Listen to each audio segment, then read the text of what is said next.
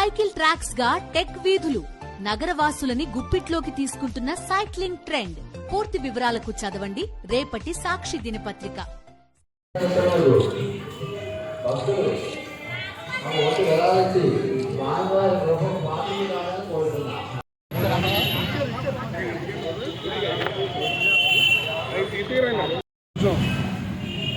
ఏదైతే లడ్డు ప్రసాద కలియుగ దైవం వెంకటేశ్వర స్వామి మీద అభాండాలు మోపి ఆయన ప్రతిష్టకి దెబ్బతీసేలాగా ప్రజెంట్ ముఖ్యమంత్రి చంద్రబాబు నాయుడు గారు చాలా దుర్మార్గంగా మాట్లాడటం జరిగింది.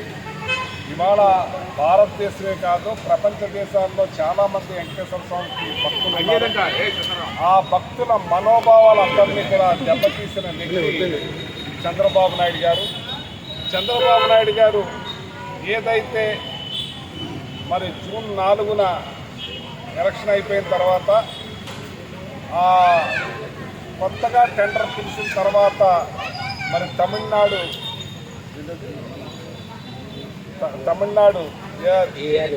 ఏఆర్ ఫుడ్స్ నుంచి వచ్చిన నెయ్యిని మరి అది టెస్టుల ద్వారా బాగాలేదని చెప్పి వెనక్కి పంపించేశానని చెప్పి అందులో ఈఓ గారు వెజిటబుల్ ఫ్యాట్ కలిసిందని చెప్పడం జరిగింది.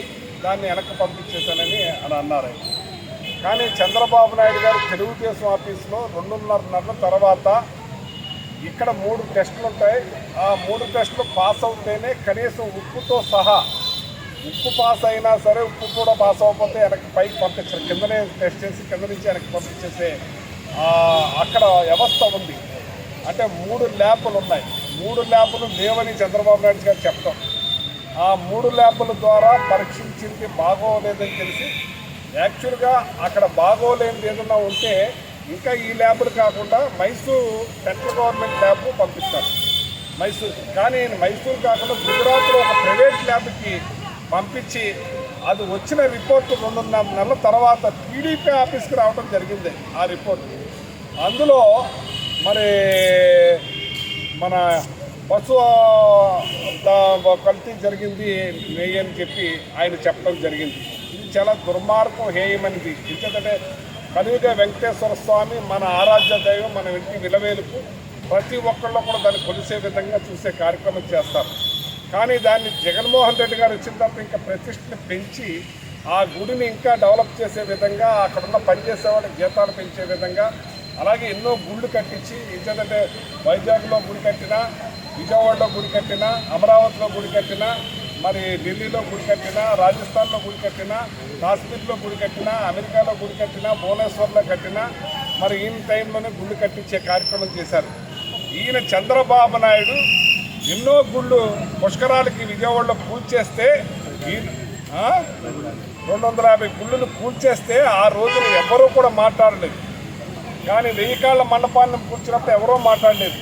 కానీ ఇవాళ ఒక కల్తీ జరిగిందని, ఇది ఎప్పుడది జగన్మోహన్ రెడ్డి గారు ముఖ్యమంత్రిగా దిగిపోయిన తర్వాత ఏదైతే టెండర్ పాస్ అయిన తర్వాత నీ గవర్నమెంట్లో వచ్చిన లారీలు మరి అది మన క్వాలిటీ బాగాలేదని చెప్పి వెనక్కి పంపించేసామని ఈవో చెప్తున్నారు.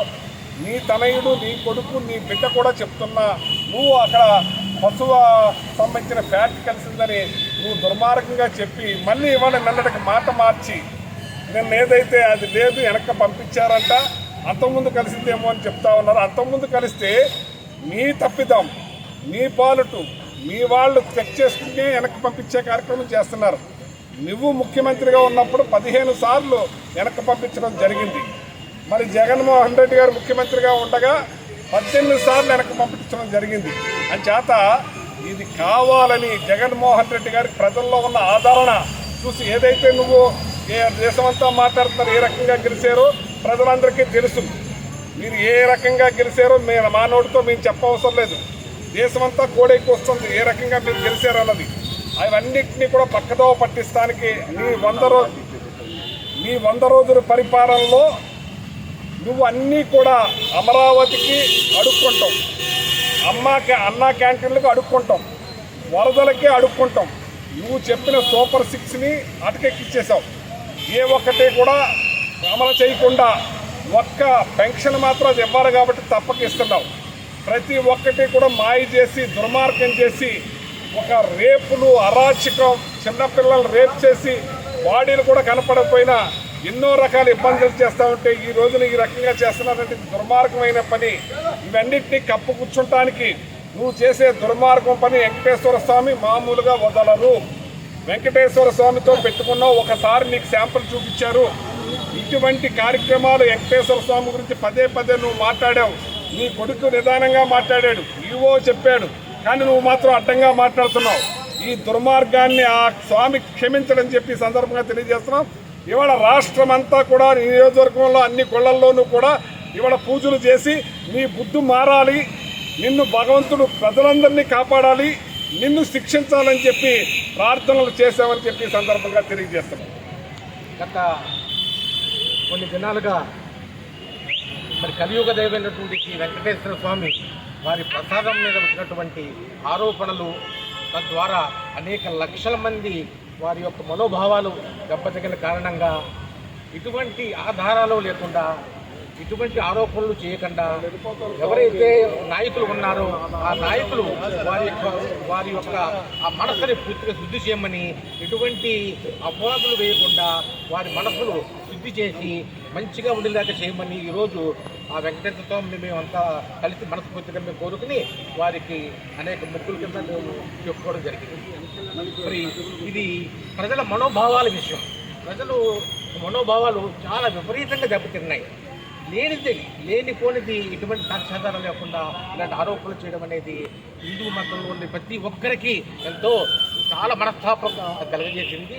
మరి ఇక్కడి నుంచి అయినా సరే ఏ నాయకులు కూడా ఇటువంటి ఆరోపణలు మరి చేయకుండా మరి వెంకటేశ్వర స్వామి యొక్క ఆ దైవాన్ని పూర్తిగా వారి యొక్క మతాచారాల ప్రకారం స్వచ్ఛంగా ఉండేలాగా నాయకుల మనసులో కూడా స్వచ్ఛంగా ఉండేలాగా చేయమని వెంకటేశ్వర స్వామి మేము అంతా కలిసి కోరుకున్నాం.